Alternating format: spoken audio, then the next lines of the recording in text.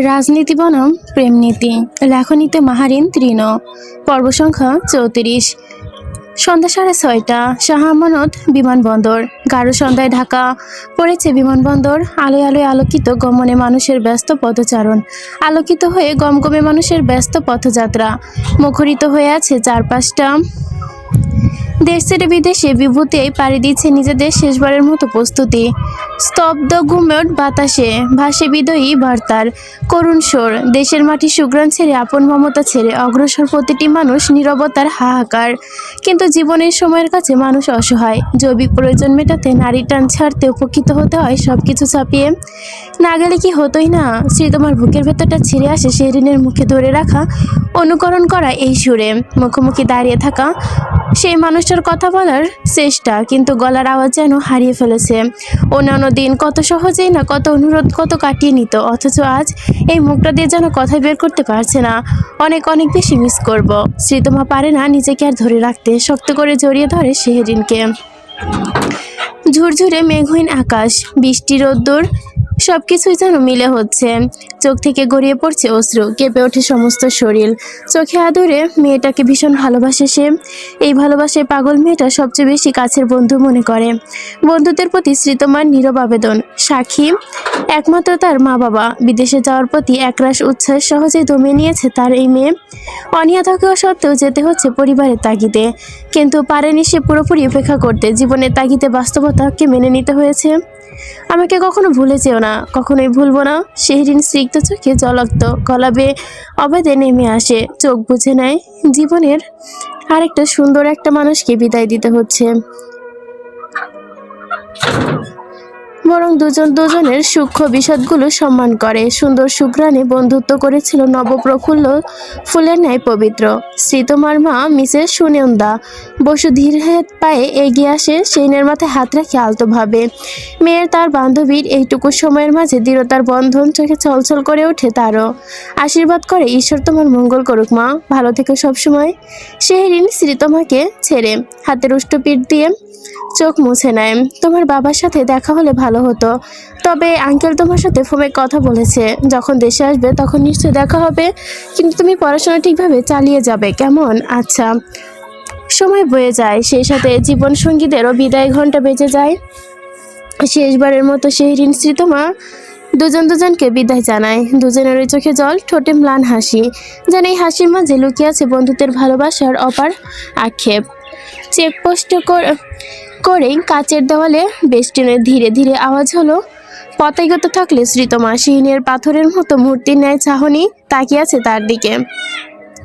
শ্রীতমার অন্তিম ক্ষণে ঘুরে তাকায়। দুজনের বিষাদ হাসি একসাথে উঁচু করে বিদায় জানিয়ে দেয় একে অপরকে আরেকবার। সানজি শেহরিনের কাঁধে সম্পূর্ণ হাত রাখে, শরীর দুলে ওঠে তার। ঘাড় ঘুরিয়ে তাকায়। আপু, ভার্সিটির ক্যাফেটেরিয়ায় প্রথম বর্ষে আমার জন্য বন্ধ হয়ে গেল। এই 6-7টা মাস জানালার পাশে ছোট্ট টেবিলটি আমরা দুজন দখল করে রাখতাম। ওই রাজ থেকে মুক্ত। আমি কখনো সেখানে যেতে পারবো না, শুধু শ্রীতমার জন্য, শুধু শেহরিনের জন্য নয়। শুকনিবাসের বড় দেওয়াল ঘড়িটায় তখন ঘড়ির কাঁটে 11টার ওপরে তলায় দক্ষিণ কক্ষ নীরব। ডেস্কে ল্যাপটপের আলো নিভু নিভু। কানের কাছে ফোন চেপে দৃষ্টি তার শেহরিনের দিকে। অপর পাশে হাতে নম্র স্বরে ভেসে আসে, মন খারাপ মা? পড়তে ইচ্ছে করছে না বাবা। ইচ্ছে না করলে পড়তে হবে। তাড়াতাড়ি ঘুমিয়ে যাও আজকে। সানিধ্য এসেছে? এখনো আসেনি উনি। দুপাশে নীরবতা। শেহরিন কিছুটা চুপচাপ থেকে উদ্বিগ্ন কণ্ঠে বলে, বাবা, প্রিয় মানুষরা চলে যায় কেন? যার গন্তব্য যেখানে, তার তো সেখানে যেতেই হবে মা।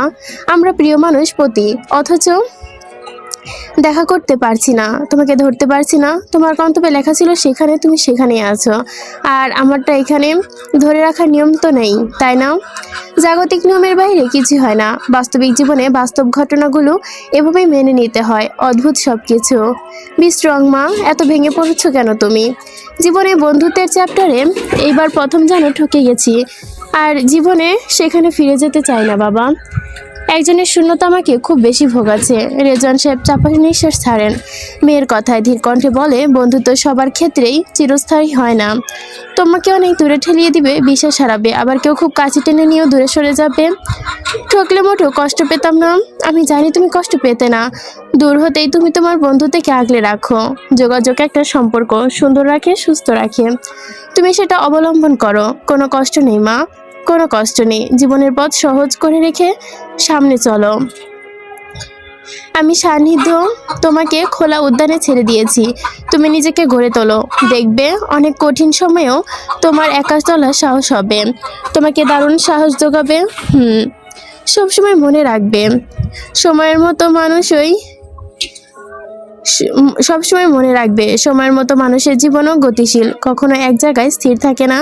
সেটা মাথায় রেখেই চলবে। তোমার বন্ধুত্বের দূরত্ব হোক, কিন্তু মনে রেখো, মনের দূরত্ব কখনোই হয় না। সম্পর্ক যত দূরত্ব হোক না কেন, যতদিন বেঁচে থাকবে অমিলন হবে না। সেদিন বাবার কথায় বুক হতে যেন ভরাক্রান্ত সময়টা কিছুটা কমে। ধন্যবাদ বাবা, গুড নাইট। বাহিরে আসো।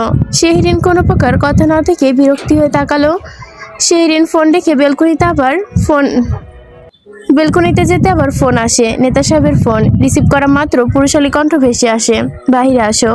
শেহরিন কোনো রকম বিরক্তি করে না। ফোনটা কান থেকে নামিয়ে রেখে মাথায় ওড়না টেনে গলা পেঁচিয়ে নিয়ে নেমে যায় দ্রুত। ড্রয়িং রুম ফাঁকা। বাবা হয়তো শুয়ে পড়েছে আজ তাড়াতাড়ি, নয়তো এই সময়টা তার খবরের চ্যানেলের মাঝে চোখ ঠেলে রাখে। ওপর থেকে ভেসে আসছে তাসিনের না পড়ার বাহানার চিৎকার। মেন ডোর অতিক্রম করে গ্যারেজের সামনে আসতে শেহরিনের পদযাত্রা থেমে যায়। কালো রঙের বাইকে বসে আছে নেতা সাহেব। পরনে তার স্কাই ব্লু শার্ট, সাথে ক্রিম প্যান্ট। পেছনে পিঠে হালকা শ্বেতকার কর্নের শার্টটা হেলিয়ে রেখেছে। দু হাতে তার ধরে রাখা ফোনটি টাইপ করতে ব্যস্ত। কখন এসেছেন? শানিত শিনের কণ্ঠ পেতে এক নজর পিছু ঘুরে তাকায়। ফোনটা বন্ধ করে পকেটে ঢুকিয়ে নিতে নিতে বলে, 5 মিনিট হবে। বাইক ওঠো। কার বাইক এটা? আমার। আপনি বাইক চালান কখন? মাঝে মাঝে রাতে বের হই। শিরিন খানিকটা অবাক হয়। বিয়ে পরবর্তী সময়ে কখনো নেতা সাহেবকে বাইক চালাতে দেখেনি সে। তবে গ্যারেজে দেখেছে, হয়তো ভেবেছে সারফাজ ভাইয়ার। ওঠো। এখন বাইরে যেতে হবে? যাব না প্লিজ। সেই ভোরে বের হয়েছেন আজকে, সারাদিন শেষ, রাতে তো একটু বাসায় ফিরেছেন। এখন দয়া করে একটু রেস্ট করুন, আপনার শরীর ক্লান্ত। না। কেন, আপনার ক্লান্ত লাগে না? লাগে না। অবশ্যই লাগে, আপনার চোখে মুখে দেখে বোঝা যাচ্ছে আপনি ভীষণ ভীষণ ক্লান্ত। কিছু হবে না, বেশি সময় লাগবে না, তুমি ওঠো। সানিদ জোরাতরিতে অবশেষে সেদিন বাধ্য হয়ে বাইকে উঠে বসে। এই লোক যখন বলেছে বের হবে তো বের হবে, শত মানাও শুনবে না। শক্ত করে জড়িয়ে ধরে সে তার নেতা সাহেবকে। সানিদ সেনের ওড়না জামার দিকটা খেয়াল রেখে অতঃপর বাইক স্টার্ট করে। অদূরে নাইট গার্ড গেট খুলে দিতেই নিমিষে সুখনিবাস থেকে বেরিয়ে যায় দুজন। রাত গভীর, চারপাশে নিস্তবতা, সময়ের সাথে 12টা ছুঁই ছুঁই। সকল নীরবতা ভেঙে বেলকনির গুঞ্জন শোনা যাচ্ছে। রাতের ঠান্ডা বাতাসে বাধাহীনভাবে উঠছে সেহিনের চুল। নেতা সাহেবের পিঠে মুখ গুজে ডুবিয়ে রেখেছে বন্ধ চোখ। এক স্নিগ্ধ আবেশে ডুবে গেছে সে। কান্না কি একটু বেশি করে ফেলেছে আজকে? বেশি হয়ে গিয়েছে। একদম চোখ মুখ লাল হয়ে গেছে। কালকে এক্সাম আছে না? আছে। বেওড়া চুলগুলো ঠোঁটের ওপরে এসে ঢুকে যাচ্ছে সেহিনের। চোখ খুলে তাকাতেও যেন কষ্ট হচ্ছে। কোনো মতে হাত খোপা করে বেঁধে রাখে। রাতের আধারে এসে চিন্তক্ষম হয়ে এটা কোন রাস্তা, আশেপাশে যেসব দোকান দেখছে এসব চেনা চেনা লাগলেও ঠিকভাবে ঠহর করতে পারছে না। হোলি শহর থেকে বেরিয়ে তারা পৌঁছে চট্টগ্রাম বন্দরের প্রবেশ মুখে। রাতের নিস্তবতা মনে হচ্ছে এখন আরো গভীর। কেবল দূরে জাহাজের মৃদু শব্দ শোনা যাচ্ছে। বন্দরের শত শত কন্টেইনার রাতের আধারে ঠাঁই হচ্ছে। ওইটা জাহাজ। কাছে কুলে একটি জাহাজের ভেতরে সেন উচ্ছ্বাসিত হয়ে ওঠে। সান্নিধ্য বাইকের গতি কমিয়ে এনে বলে, যাবা না থাক? দূর থেকে ভালো লাগছে দেখতে। জাহাজে উঠেছে কখনো? না, ওঠা হয়নি। ভাইয়াকে বলবো জাহাজ ঘুরিয়ে দেখাবে। আপনার বিজনেস আছে ওইখানে? আসার পথে খান ওয়ার্কশপ দেখা গেল। ওইটা আমাদের। আন্তর্জাতিক রুটে চলাচল হয় আর কি, অভ্যন্তরীণ রুটে। বা তাহলে তো ভাইয়াকে বলতে হচ্ছে। বন্দরনগরী শেষ হতে পতেঙ্গা অভিমুখে আসে সান্নিধ্য শেহরিন। সমুদ্র নগরী হতে আসতেই শস্য করে বাতাসের শব্দ কানে ভেসে আসে। নোনা জলের গন্ধ এসে লাগে নাকে। রাতে নীরবতা সমুদ্র সৈকতের এক অদ্ভুত সৌন্দর্য ঘেরাও। সেই সাথে মানুষের ভিড় নেই, কোনো প্রকার কোলাহল নেই। ঢেউ অবিরাম তীরে এসে আছড়ে পড়ছে। সেই সাথে চাঁদের আলোয় চিকচিক করছে সমুদ্রের পানি। ভালোই লাগছে। মন ভালো করার জন্য এই ন্যাচারাল থেরাপির ওপরে হয়তো আর কিছু নেই। অদ্ভুত রকমের ভালো লাগা কাজ করলো তার ভেতরে। সব কষ্টগুলো যেন সমুদ্রের নীল রশ্মির মতো ধুয়ে যাচ্ছে। রাতের চট্টগ্রাম যে এত সুন্দর সে কখনো জানতো না। সান্নিধ্য স্মিত হাসে, শান্ত গলায় বলে, দিনের চট্টগ্রামও সুন্দর। দেখুন ছোট ছোট নৌকাগুলো ফিরছে। ওরা ফিরে না, ওরা মাছ ধরতে যায়। ভয় করে না? ভয় কেন করবে? কুমির যদি ধরে? সান্নিধ্য ঠোঁট কামড়ে নীরবে শিরিনের কথায় নির্মোদে কণ্ঠস্বরে বলে, কুমির শব্দটা চিপ লাগছে। অ্যাটলিস্ট জলদস্যু বলা উচিত ছিল তোমার। জলদস্যু কাদের বলে? শেহরিনকে ধরে।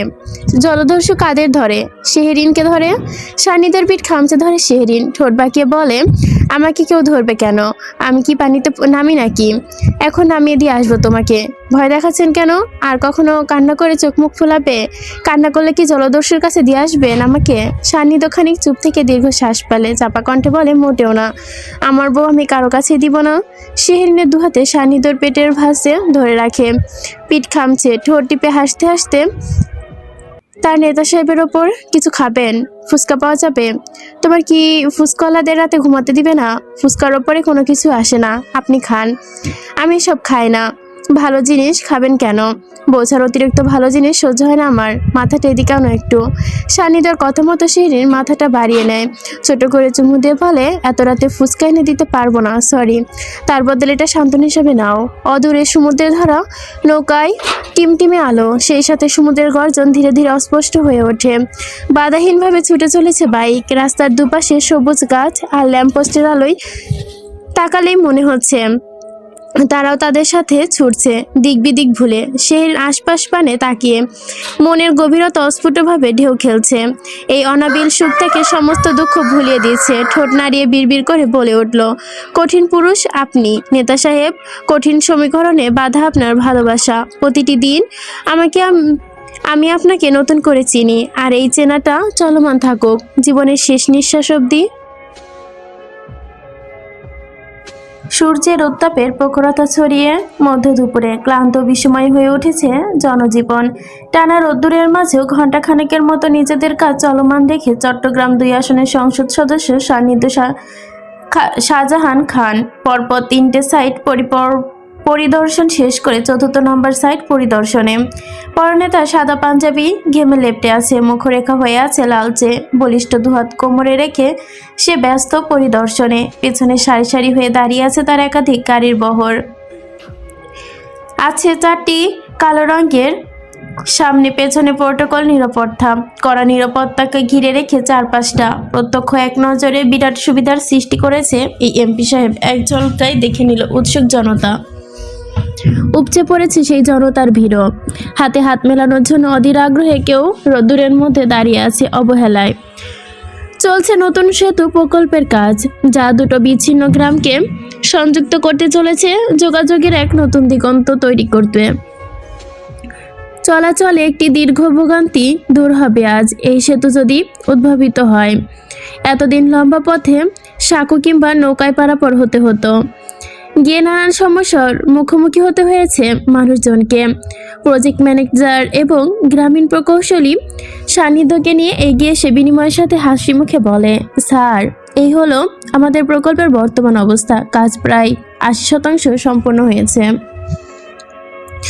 সান্নিধ্য চারপাশটা নজর বুলে সরাসরি প্রধান প্রকৌশলীর দিকে তাকায়। প্রজেক্টের ব্লুপ্রিন্টটা দেখানো যাবে? প্রকৌশলী আহমেদ করিম কিছুটা অপ্রস্তুত হয়ে ওঠে। সরাসরি ব্লুপ্রিন্টের কথা শুনে তিনি সামনে তাকিয়ে থাকা শিকল দৃষ্টির নিচে ফসে পড়েছে যেন। মুখে জোরপূর্বক হাসি বজায় রেখে ফাইল এগিয়ে দেয়। সান্নিধ্যের হাতে ফাইল পাওয়া মাত্র মনোযোগ সহকারে ব্লুপ্রিন্ট দেখতে শুরু করে।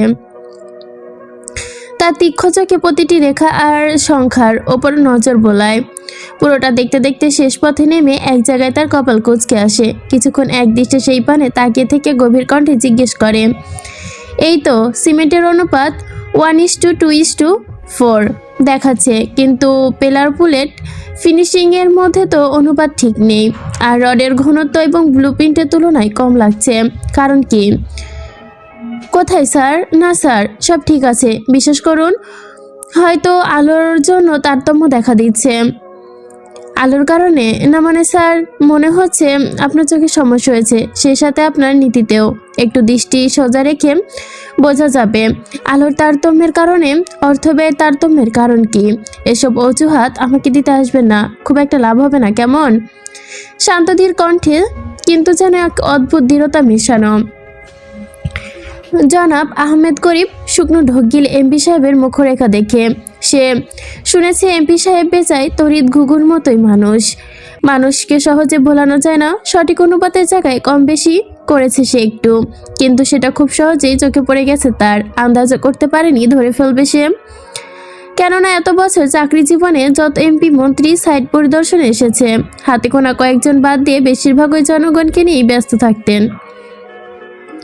ভোট আদায়ের জন্য যত তেল দিতে হয় দিয়েছে, সাইট পরিদর্শনে সে চোখ ভোলানো ছাড়া তেমন কোনো কিছুই করেনি। আর এই চতুর লোক সরাসরি ব্লুপ্রিন্ট হাতে নিয়েছে। সানিদের মুখবয়ে পরিবর্তন ঘটে, কণ্ঠস্বর স্পষ্ট বিরক্তি এনে কটকট গলায় বলে, এই প্রকল্প সরকারের কোটি কোটি টাকার বিনিময় হচ্ছে, আর এই সেতুটি তৈরি হচ্ছে আমাদের এলাকার সাধারণ মানুষের সুবিধার জন্য। সামান্য 2 পয়সার লোভে যদি কাজের অনিয়ম আনেন, তাহলে আপনার আসল বিবেক কোথায়? স্যার, আপনি ভুল বুঝছেন আমায়, প্লিজ এক্সপ্লেন করতে দিন আমাকে একটু। ফলস এক্সপ্লেন শুনতে আমি চাই না আপনার, আর এই এক্সপ্লেন শুনে কাজও নেই আমার। আমি এখানে নিরপেক্ষ বিশেষ টিম নিয়ে পুরো কাজটি পরীক্ষা নিরীক্ষা করব।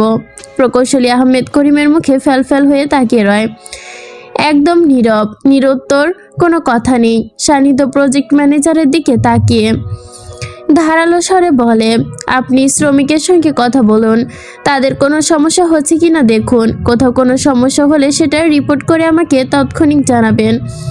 কাজের মাঝে এবং শেষ কোনো কারণে অভিযোগ যেন না আসে, বিষয়টা খেয়াল রাখবেন। জি স্যার, অবশ্যই। আর জনাব আহমেদ করিম, আপনাকে স্পষ্ট করে বলে দিচ্ছি, যদি কাজে কোনো অনিয়ম পাই, তাহলে শুধু আপনার চাকরি যাবে না, আপনার বিরুদ্ধে আইনি ব্যবস্থাও নেওয়া হবে। আর সেটা পার্সোনালি আমি হ্যান্ডেল করব। এতকাল পয়সা কীভাবে ভাসবেন? আর আমি রাজনীতি করতে এসেছি, আমি এখানে এসে মানুষের সেবা করতে এসেছি, আপনাদের মতো টাকা খেতে না। জনাব আহমেদ করিম মাথা নিচু করে দৃষ্টি মিলিয়ে রাখলেন ভূমিতে। এতদিনে চোখ বন্ধ করে পকেটে ভরা টাকাগুলো যেন তার কাছে খুব ভারী মনে হলো। আস্তে আস্তে হঠাৎ করে এভাবে যে মাটিতে আছাড় খাবে কোনোভাবেই ঠহর করতে পারেনি সে। এমপি সাহেবের ঘরমুক্ত মুখে পরিষ্কার বাচনভঙ্গি উপস্থিত সবাইকে যেন বেশ প্রভাবিত করে।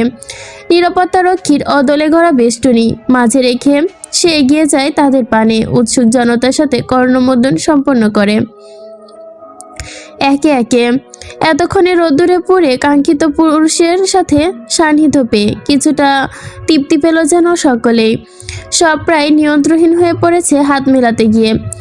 অশেষ শুক্রিয়া স্যার, এটা খুবই প্রয়োজন ছিল। সান্নিধ্য অতিরিক্ত রোদে কপালে মুখরেখা কুঁচকে ঠোঁটের কোণে মৃদু হাসি চেষ্টা করে মোটামুটি সবার সাথে কুশল বিনিময়ের। উৎসুক জনতা সবাই সরাসরি শ্রমিকদের সাথে কথা বলে, তাদের সুবিধা অসুবিধা সম্পর্কে জিজ্ঞেস করে। তদিমধ্যে একজন শ্রমিক তার দিকে এগিয়ে এসে নাজুক কণ্ঠে বলে, স্যার, আমরা আপনার কাজের কোনো গাফিলতি করব না, শুধু আমাদের পরিশ্রমিকটা একটু ঠিক কইরা দিন স্যার। ওপর থেকে পাওনা আসে, অনেক হাত বদল হয়, আপনারা ঠিকমতো কাজ করতে থাকুন, আমি আপনাদের পাশে আছি। আপনারা কাজ করে গাফিলতি করবেন না, আমি আপনাদের পারিশ্রমিকেও গাফিলতি সৃষ্টি হতে দিব না। জি স্যার। সাংবাদিক মিডিয়া ঢেলে অবশেষে প্রায় 2 ঘন্টার কাছাকাছি সময় একই সাইডে পরিদর্শন সম্পন্ন শেষ করে এমপি সাহেব। সেই সকাল হতে টানা একই কাছে নিয়োজিত সে। সকল ভিড় উপেক্ষা করে অবশেষে গাড়িতে উঠে বসে। একে একে সামনে থেকে 2টো গাড়ি ধুলো উড়িয়ে যেতে থাকে। এমপি সাহেবের গাড়ি চলতে শুরু করলো, পিছনে রয়ে গেল আরও একটি গাড়ি। এই সেতু প্রকল্পের কাজগুলো পুনরায় ভালো করে তদারকি করার জন্য একটি টিম পাঠান, নিরপেক্ষ এবং বিশেষ টিম চাই আমি। একটা রিপোর্ট যেন কালকে বিকালের মধ্যে আমার হাতে আসে। জি স্যার, আমি বিষয়টা দেখছি। সান্নিধ্য টিস্যু দিয়ে মুখের ঘাম মুছে নিল, বোতল হতে পানি পান করে। প্রায় 3 ঢোক পানি পান করা শেষে সিটে গা এলিয়ে দিল। একরাশ ক্লান্তি তার শরীরটা যেন জুড়ে নিয়েছে, ঠোঁট ফুঁড়ে নিঃশ্বাস বেরিয়ে আসতে চাইছে। ফোনটা সক্রিয় করতে করতে বলে, আরহাম। জি স্যার। এই ইঞ্জিনিয়ারের বিষয়ে সমস্ত তথ্য সংগ্রহ করে রাখবে। আগে কোথাও কোনো জায়গায় কর্মরত ছিল, পলিটিক্যাল কোনো ইস্যু আছে কিনা সব। আপনার কি তাকে নিয়ে সন্দেহ হচ্ছে স্যার? যত সম্ভব মনে হচ্ছে উনি পলিটিক্যালে আশ্বাসবাদী। আচ্ছা, খোঁজখবর নিয়ে দেখছি আমি। শানিদ শেহরিনকে ফোন দিতে গিয়ে কপাল কুঁচকে দাগ টানে। একটা অপরিচিত নাম্বার হতে দুটো খুদে বার্তা এসেছে। এই নাম্বারটা তার প্রাইভেট নাম্বার, একমাত্র শেহরিন শারফাজ সানজির কাছে রয়েছে শুধু। আর বাসার প্রত্যেক সদস্যের জন্য আলাদা একটি নাম্বার। ধীর করে সে মেসেজ ওপেন করে। স্পষ্ট অক্ষর লেখা বাক্যগুলো, শব্দগুলো ভাঙতেই যেন চোখ বুলিয়ে নেয়। Sweet heart, what are you so hot?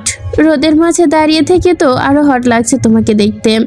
আমি তো তোমার থেকে নজরই ফেরাতে পারছিলাম না। এসির ঠান্ডা বাতাসও আমার যেন অসহ্য লাগতে শুরু করলো। মনে হচ্ছিল তোমার কাছে দৌড়ে যাই, তোমার কঠিন উত্তপ্তের মাঝে আমি সামিল করি। কিন্তু চেয়েও যেন সবকিছু পাওয়া যায় না, তাই না বলো? তোমার আশেপাশে এত দেহরক্ষী পুলিশ ফোর্স কিভাবে যায়? তবে দূরে থেকে তোমার সাথে আমি একটি দারুণ গেম খেলবো ভেবেছি। রিভেন্স খেলা, ঠিক তোমার মতো করে। তবে আমাকে খুঁজতে এসো না ডার্লিং, পাবে না। আমি কে, কি আমার পরিচয়, এসব আছে শুধু ভ্রম, তাই চেষ্টা করো না। Anyway, be ready my dreamy boy, love you so much. শানিদা চুপচাপ মেসেজটা পরে ডিলিট করে দেয়। এসব তার কাছে হারমেশি আসে। কত হুমকি ধমকি, কত কি বড় রাজনৈতিক রাঘব বল তার বিরুদ্ধে জলঘোলা করবে, নানা রকম মেয়ে পিছিয়ে লেলিয়ে দিবে, এসব স্বাভাবিক। একটুখানি রিউমান সৃষ্টি করবে, খবরের কাগজ মিডিয়ায় ছড়াবে, জনগণের সামনে ইমেজ নষ্ট করার ধান্দা আর কি। এসবে তার টুটটুট হয়ে গেল। আজকের বিষয়টা সম্পূর্ণ ভিন্ন, কারণ এটা একদম অন্যরকম প্রাইভেট নাম্বার। এত কাল যাবৎ যত মেসেজ বা হুমকি ধামকি এসেছে সব তার অন্য নাম্বারে। তার গোপন নাম্বার আজ অব্দি ইন্টারনালি কোনো অপরিচিত জন মেসেজ দেয়নি। এই প্রথম কেউ একজন দিল। পাবলিক হলো কি করে? আল্লাহর দুনিয়ায় সব বেটির খপ্পরে কি আমাকে পড়তে হয়? অন্ধকারে আচ্ছন্ন উচ্চভিলাষ অট্টালিকার কক্ষ, বাইরে আলো ঝলমল থেকে যেন এক বিচ্ছিন্ন নির্দিষ্ট দ্বীপ। কক্ষটির এক প্রান্তে বিশাল কাচের দরজা হতে দেখা যাচ্ছে দূরে রৌদ্রোজ্জ্বল চট্টগ্রাম শহরে জলজল করতে থাকা কোনো এক আঁকিবুকি রঙের মাঝে ক্যানভাসে কালো আলো। নিঃশব্দে গড়ে ওঠে পরশে নিচু হিলের শব্দে গটগট আওয়াজ তুলে মার্বেল মেঝেতে। হাঁটু অব্দি শর্ট স্কার্ট এক রমণী দেওয়ালে ঠেস দিয়ে দাঁড়িয়ে, ঠোঁটে তার গাঢ় টকটকে লাল লিপস্টিক, সেই সাথে টকটকে লাল নেল পলিশ আঁকা সরু নখ। এক হাত ধরে আছে একটি কনস্টেবল গার্ল, যার মধ্যে অ্যাম্বার তরল টলটল করছে। খানিকটা সময় নিয়ে সে গ্লাসটিতে ঠোক দিল, হালকা চিপ টেনে ঠোঁটের লাল ছোপটি বসিয়ে দিল কাচের গ্লাসে, নরম গলায় উন্মুক্ত করে, ব্যাড লাক। এত কাছে এসে তোমাকে ছুঁতে পারলাম না, তবে তোমার ভেতরটা আমি শীঘ্রই ছুঁয়ে দিব মাই বয়। ওয়েট একটু। অন্ধকার গহ্বরে ঘরের এক কোণে ডিপ কাউচে বসে থাকা পুরুষের তাচ্ছিল্য হাসি আসে, মুখবায়ী তার আধারে ডোবা। শুধু সিগারেটের জ্বলন্ত প্রান্ত দৃশ্যমান, যা ম্লান আলোয় অস্পষ্ট দেখাচ্ছে। চোয়ালে কঠিন করে রাখা, নিঃশব্দে সিগারেট তুলে ঠোঁটে চেপে ধরে চোখের সামনে দিয়ে যেন ধোঁয়া উড়িয়ে দিল। তা ছড়িয়ে পড়ে সিলিং এর কাছে চলে গেল। অতঃপর দৃষ্টি নামিয়ে সরাসরি নারী মূর্তির দিকে তাকিয়ে বলে, শানিদ শাহজাহান খান, এভাবে প্যাচে ফেলানোর আইডিয়া কিন্তু মন্দ নয়।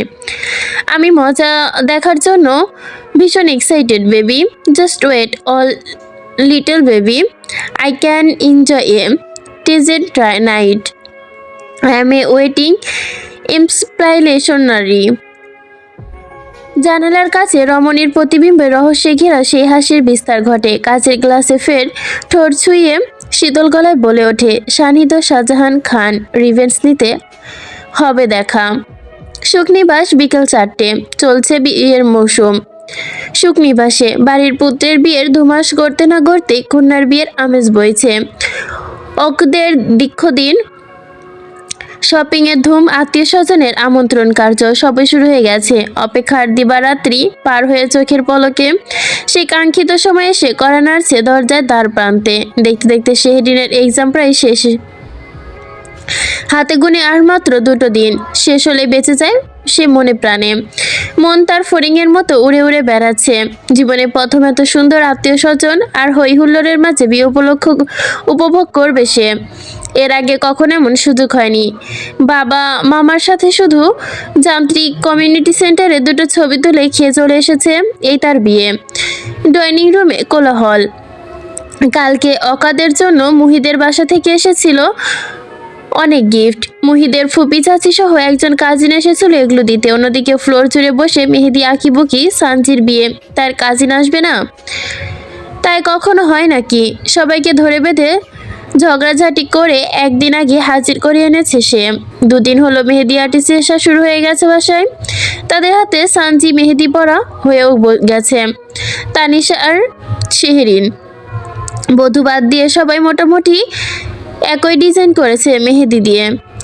এই মেয়ে, তোমার নেতা সাহেব তোমাকে নিচে আসতে দিল? কিছু বললো না? উনি ঘুমিয়ে পড়েছে আপু, আমি সুযোগ বুঝে আস্তে আস্তে নেমে এসেছি। যদি ঘুম থেকে উঠে দেখে তুমি পড়াবাদ দিয়ে এখানে সে মেহেদি লাগাতে বসেছ, কি কিন্তু বকবে। শেহরিন মেহেদি দেওয়া দিয়ে গাঢ় মনোযোগ দিল। শুধু শুক্র শনি 2 দিন ছুটি আছে আপু, হয়ে যাবে। ইস, পরীক্ষাগুলো তাড়াতাড়ি শেষ হলেই পারতো। ভালো লাগছে না আর দিতে। হায় হায়, মেয়ে বলে কি? ভাবি তুমি তো দেখছি বকা খাওয়াবে আমাদের। ভাইয়ার কথা শুনলে নিশ্চিত বলবে আমরা উস্কিয়েছি তোমাকে। আরে আরে না, তোমার ভাইয়াকে আমি ম্যানেজ করে নিতে পারবো। তানিশা হাতে হাত রেখে দৃষ্টি সরিয়ে সানজির দিকে দৃষ্টি মেলায়, অতঃপর 2 হাতে একসাথে রসিয়ে রসিয়ে বলে, ও আচ্ছা, ম্যাডাম দেখছি তার নেতা সাহেবকে দক্ষভাবে সামলাতে শিখে গেছে। ভালো ভালো আপু। না না ঠিক আছে। শানহিদও কদিন পর তার বইয়ের আঁচল ধরে ঘুরঘুর করবে, দেখিস সানজি। ভাবি যান, আমাদের একটু স্বামীর আঁচলে বাধা রাখার টিক শিখিয়ে দিবেন? আমরাও তো অগ্রিম ভাবি যান, প্লিজ শিখিয়ে দিন। শেহরিন সবার মজার মাঝে চাপা নিঃশ্বাস ফেলে। তোমরা ভালো হবা না আমি বুঝছি, শুধু শুধু আমার নেতা সাহেবের পায়চারি করো তোমরা। ওরে সানজি, একটু দেখ তোর ভাবির থেকে কিছু শেখ, কিভাবে বরের কথা বলছে। শেখ শেখ। অবাক হয়ে যাচ্ছে স্বামীর প্রীতি দেখে। তোমরা কি করছো এখানে? হালকা রঙের বিলাই প্যান্ট, সঙ্গে হাতে তার বিখ্যাত ওয়াটার পট। পানি খেতে খেতে সামনের গেঞ্জির অর্ধেক ভিজিয়ে ফেলেছে। সবাইকে ডেঙিয়ে মধ্যপ্রান্তে এসে দাঁড়ায় তাসিন। শিহরিনের হাতের দিকে নজর বুলিয়ে বলে, ইয়ো পানি, এটা কি দিয়েছো তুমি হাতে? এটা মেহেদি বাবা। কি হয় এটা দিলে? হাতে সুন্দর রং হয়। এই বেবি মানিক, তোর মামনি কোথায়? মামনি ওপরে। ফুপিমণি তুমিও দিয়েছ? সানজি তাসিনের কথায় ইশারা করে। সবার পা মারিয়ে সে ফুপিমণি থেকে একটি মিষ্টি চুমু গালে নিল। ফুপিমণি, এটা আমি দিব। না না, আপনার দিতে হবে না, আপনার মামনিকে ডেকে আনুন, মামনি দিবে। না, ইয়ো পানি দিয়েছে, আমিও দিব। আপু, তাসিনকে একটু দিয়ে দাও। বাচ্চা বেবি তো চিনো না? চাঁদ রাতে ভাবি ওর হাতে একটা গোল বিট রেখে দিয়েছিল। মানিক বলে কি, ওহো এটা তো চিলি সস, মামনি একটু খাই। এই বলতে বলতে হাত চেটেছিল। সানজির কথা শেষ না হতে সবাই একযোগে জোরালো হেসে দিল। যারা তাসিনের গাল টেনে দিয়ে বলে, আসলেই একটা বেবি মানিক তুই, মেহেদি দিলে চিলি সস লাগে তোর? ওকে চল, কেমন লাগে খেতে বলতো? এই বাচ্চা চিলি সস কেমন লেগেছিল রে? তাসিন ঠোঁট মুখ কোচা করলো, রাগি রাগি ভাবেনে বলে, তুমি খেয়ে দেখো কেমন লাগে, আমরা এসব খাই না। পুপিমণি, আমি দিব। আপু প্লিজ দিয়ে দাও। সানজি দীর্ঘশ্বাস ফেলে মেহেদি আর্টিস্টকে ইশারা একটু আঁকিয়ে দিতে বলল। শেরিন জায়গা করে দিল বেবি মানিককে বসতে। ফর্সা ভেজা তালুতে একটা বড় সূর্য আঁকতে দিতেই কোনো মতে, এটা শুকনো না তো, এটা শুকানো না পর্যন্ত নষ্ট করবা না, ঠিক আছে? এটি কি আঁকিয়েছো তুমি? এটা সূর্য। সূর্য? হ্যাঁ, পছন্দ হয়নি? তাসিন একদৃষ্টে তালুর পানে তাকিয়ে থাকে, কিছু একটা ভেবে চোখ গোল গোল করে বলে, সূর্য তো আকাশে থাকে, আমার হাতে কেন? তাসিনের প্রশ্নে ফের দীর্ঘশ্বাস ঝাড়ে। সানজি শেহরিনের দিকে তাকিয়ে বলে, উত্তর দিন ভাবিজান। ইয়ে মানে তাসিন, এই সূর্যটি এমনি এমনি সূর্য, আসল সূর্য আকাশে থাকে। ইয়ো পানি, এই সূর্য কখন রোদ দিবে? শিরির গঙ্গরিয়ে বলে, ফেসে যাওয়ার মতো অবস্থা। আমতা আমতা করে বলে, যখন শুকিয়ে যাবে তখন ঝরে ঝরে রোদ দিবে। কখন শুকাবে? একটু পরে শুকাবে। তাসিন নিজের হাতের দিকে তাকিয়ে ভেবে ফট করে সূর্য আঁকা হাতের তালু তার পরনের জামার সাথে মুছে ফেলে। তার সেকেন্ডের কয়েক কাণ্ডতে সবাই উপস্থিত সবাই যেন মুহূর্তেই বোকা বনে যায়, হা হয়ে থাকে। শেহরিন অবিশ্বাসী কণ্ঠে বলে ওঠে, বাবা এটা তুমি কি করলে? কি করলি তুই এটা বেবি মনিক? ওহো পুপি মনিক, হাতে সূর্য দিলে তো হাত পুড়ে যাবে। আমি দিব না এটা, তোমরাই দাও। ফ্লোর হতে ওয়াটার পট তুলে নিয়ে নির্বিকার ভঙ্গিতে চলে যায় সে। আশেপাশে সবাই তার দিকে তাকিয়ে অবাক চাহনি মেলে ভুরুগুলো কুচকে নিল। মেহেদি দেওয়া হয়ে গিয়েছে তার, আর দরকার নেই। এটা তো সত্যি সূর্য, হাতের তালু উঠলে যদি পুড়ে যায় তখন কোথায় সে আবার হাত পাবে?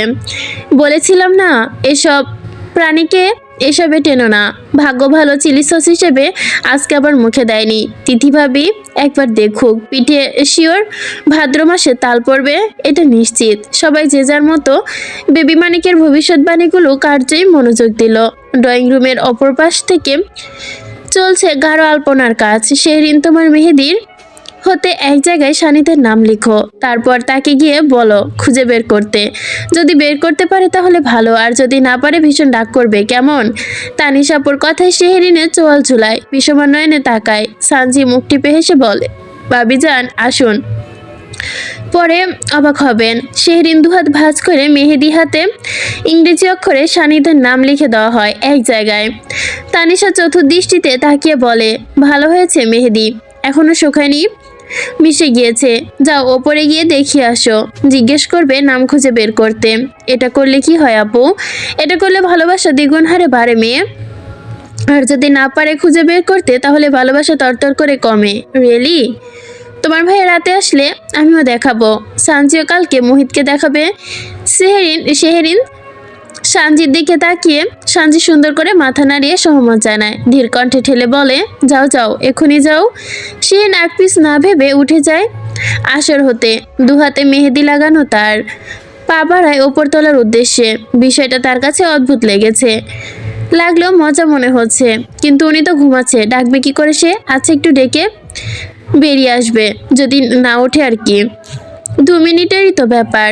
শীততাপ নিয়ন্ত্রিত কক্ষে কোনো মতে দরজা ঠেলে ভেতরে প্রবেশ করে শেহরিন। প্রবেশ করা মাত্র সরাসরি চোখ যায় বিছানার ওপর। নেতা সাহেব উপর হয়ে শুয়ে ডান পাশে মুখ করে বেশ আরামে ঘুমাচ্ছে। এক পলক ঘড়ির কাঁটার পানে তাকিয়ে পরখ করে নেয় নাজুক রমণী। 5:30 বাজতে চলেছে।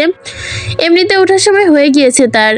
বিড়াল পায়ে স্বর্ণপণে এসে নেতা সাহেবের মুখোমুখি দাঁড়ায়, অতপর হাঁটু ভেঙে বসে। ধীরে ধীরে ডাকতে শুরু করে। 2 হাতে 3 বার ধাক্কা দেয়। ঘুম ভেঙে যায়, কপালে হালকা ভাঁজ। চোখ খুলে তাকায়, দেখে তার অর্ধাঙ্গিনী একদম সামনাসামনি বসে। সরি জাস্ট 1 মিনিট লাগবে আমার। শেহরিন 2 হাত সানিধর পানে বাড়িয়ে দেয়, উচ্ছ্বসিত কণ্ঠে বলে, আপনার নাম খুঁজে বের করুন তো এক্ষুনি। মুখের ওপর এক গাদা কিছু একটা দেখতেই পুরোটা কপাল কুঁচকে নিল সানিধ্য। ঘুম ঘুম কণ্ঠে গাঢ়তা নিয়ে, এগুলো কি দিয়েছো হাতে? মেহেদি দিয়েছি, উঠুন না একটু। আপনার নাম এখানে লেখা আছে, খুঁজে বের করুন তো। কোন হাতে লেখা আছে? বলবো কেন, আপনি খুঁজে বের করুন। সানিধ্য শোয়া ছেড়ে মাথা খানিকটা ওপরে তুলে পূর্ণ দৃষ্টি রাখে বাড়ানো হাতে। খানিকক্ষণ তাকিয়ে থাকতেই মুখরেখার পরিবর্তন ঘটতে শুরু করে। কুচকানো কপালে ভাঁজ রেখে বলে, কিছুতে বোঝা যায় না, মনে হচ্ছে হাতের ওপর অ্যামাজন ফরেস্ট চলে গিয়েছে। এর মধ্যে নাম কোথায় খুঁজে পাবো আমি? সেন গাল ফুলিয়ে সানিদের কথায় তীক্ষ্ণ চোখ মেলে বলে, পাচ্ছেন না খুঁজে? এত ভারী করে দিয়েছো কেন? সবাই তো একই মনে হচ্ছে। এগুলো কি ডিজাইন নাকি? কে যে দিয়েছে? যে দিয়েছে তার মনে সম্ভবত অনেক প্যাচ। বাজে কথা বলবেন না, আপু অনেক সুন্দর করে দিয়েছে, নিজে খুঁজে বের করতে পারছে না, তাই এখন তার দোষ। সানিধ্য শেহরিনের 2 হাতে 4 পৃষ্ঠে সূক্ষ্মভাবে নজর বুলিয়ে সক্ষম হলো না নিজের নাম খুঁজে লিখতে। আদৌ কি নাম লিখেছে নাকি বুঝতে পারছে না, কিন্তু সেটা তো আবার বলাও যাবে না। বললে তার রমণী ঢেকে লাল হয়ে যাবে। আমার মনে হয় উনি আমার নামের প্রত্যেকটা ওয়ার্ড আলাদা আলাদাভাবে লিখেছে। দ্যাটস হোয়াট খুঁজে পাচ্ছি না। এত নকশা আঁকার কি দরকার ছিল বলো তো? দুটো একটা ফুল আঁকলেই তো হতো, নামটা ইজিলি পেয়ে যেতাম। কোথায় এত নকশা আঁকা? কম হচ্ছে মনে হয় তোমার? হাতের তালু থেকে কোনোই পর্যন্ত একটু ফাঁকা রাখেনি। সেন রাগান্বিত দৃষ্টিতে সানিধ্যর দিকে তাকিয়ে থাকে। বারে বারে তার কানে বাজতে থাকে তানিশাপুর সেই কথা, নাম না খুঁজে পেলে ভালোবাসা তত্তর করে কমে যাবে। সানিধ্য শেহরিনের দৃষ্টি দেখে হতাশার নিঃশ্বাস ফেলে। এই মেয়ের যা অবস্থা, আর একটু হলে মনে হচ্ছে অতির আগে কেঁদে ফেলবে।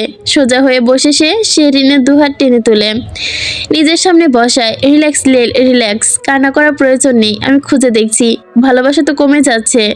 সানিধ্য হাতে হাত রেখে চোখ তুলে শান্ত কণ্ঠে বলে, কি কমে যাচ্ছে? ভালোবাসা। ভালোবাসা কমে যাচ্ছে কিভাবে? তানিশা আপু বলেছে, যদি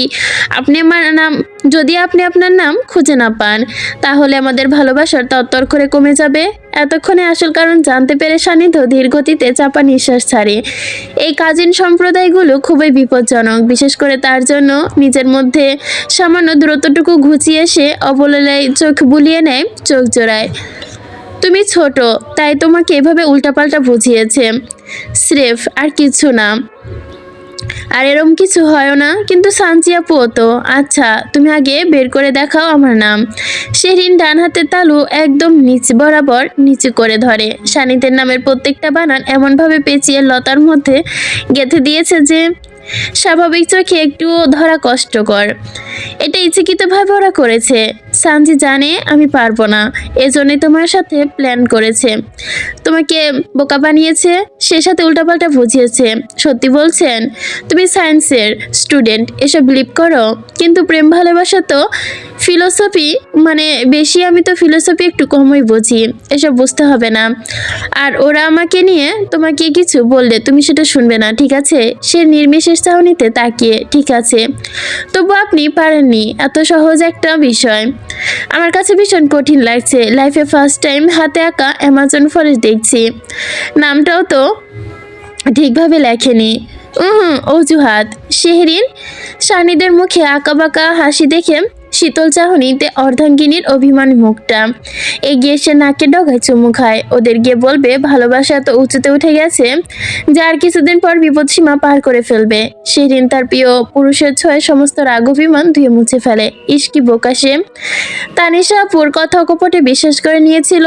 এক চিলতে নরম হাসি হেসে আবারও নিচে যেতেই সানিধ্য আশেপাশে ফোন খুঁজে বের করে। অতঃপর কল লাগায় সানজিকে। দু হাতে মেহেদি পরা সানজি ফোন কানে ধরতে সাহায্য করে যারা। সানজি সানিদের কল করা দেখে বুঝতে পারে কেন কল করেছে এমপি সাহেব। হ্যালো, শিরেনকে সব উল্টাপাল্টা বুঝিয়েছিস কেন? উল্টাপাল্টা মানে? কবে, কখন, কি বলছিস তুই? আমি নিচে এসে কি বোঝাবো? কি দরকার শুধু শুধু কষ্ট করার? বাচ্চা মেয়ে বলছি এক কর, বাচ্চা মেয়ে বলেছি এক, আর বুঝেছে হয়তো আরেক। জামাই সাহেব যে তার কাছে কি আবার নালিশ করবে তা তো বুঝিনি। গুজবে কাম দিতে নেই ভাইয়া, তুই ঘুমা বরং। তোর বউকে আমরা দেখে নিচ্ছি। আমার সামনে আমার বউকে হুমকি দিস? তোর বউ আরো 2 সপ্তাহ পরে কনফার্ম করছি, ওয়েট। সানজির অনুযোগের সুর তুলে, গুন্ডা মাস্তান মাফিয়া ডন ভিলেন খ্যাত নেতা, এর বউকে আমি হুমকি দিতে গেছি? ছ্যা ছ্যা, এটা ভাবতেও কি পারেন আপনি এমপি সাহেব? অভিনয় কম কর, আর হাতে সব অ্যামাজন ফরেস্ট আঁকবি না।